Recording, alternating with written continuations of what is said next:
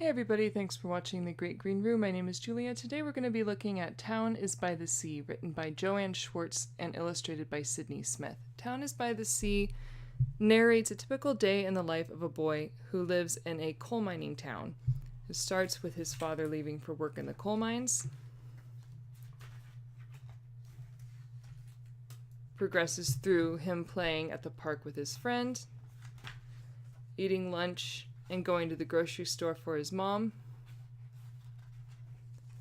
visiting his grandpa at the graveyard,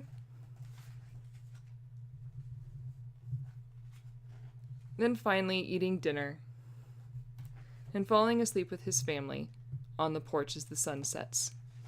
Throughout the book, there are these gorgeous double-page spreads of the ocean, such as here, but they are always followed by a double-page spread of his father working in the mine.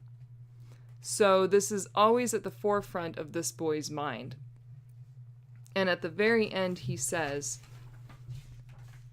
"I think about the bright days of summer and the dark tunnels underground. One day it will be my turn. I am a miner's son, and my town, that's the way it goes." So the text of this story is very well done. It's both meditative and straightforward, which is hard to do. That's a fine line to walk, especially if you're trying to write a story for young kids who don't understand what it means to be introspective. So I thought that was very well done.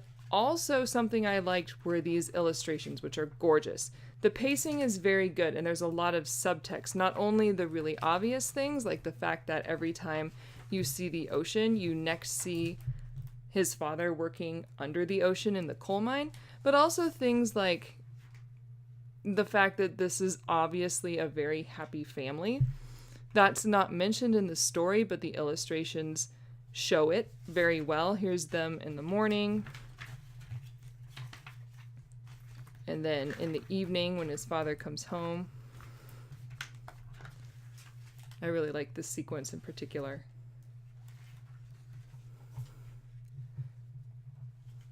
And then at night when they're all falling asleep on the porch. So, taken as a whole, as a book, I thought this was very well done. As a kid's book, presumably for preschoolers, kindergartners, early grades, I didn't really think much of it. I'm not the kind of person who thinks that kids' books should just be this endless parade of happy-go-lucky fun times, but at the same time, the inevitability of fate is kind of a heavy topic for little kids, and I'm not really sure who this book is supposed to be written for. The topic just doesn't seem appropriate for 4 to 8-year-olds, and it doesn't appear to be a book that's written for adults. Sometimes you see picture books that are actually written for adults. This doesn't seem to be one of those, but it also doesn't seem to be quite right for children. So I don't know what the author and illustrator were really going for. For that reason, I think I'm only going to give Town is by the Sea a 3. If you see it at the library, go ahead and check it out. I'd be interested in hearing what you thought about it if you did read it. As always, I want to hear about your favorite kids' books, anything you've seen lately that you liked, that you didn't like. Don't forget to like and subscribe. Thanks a lot for watching.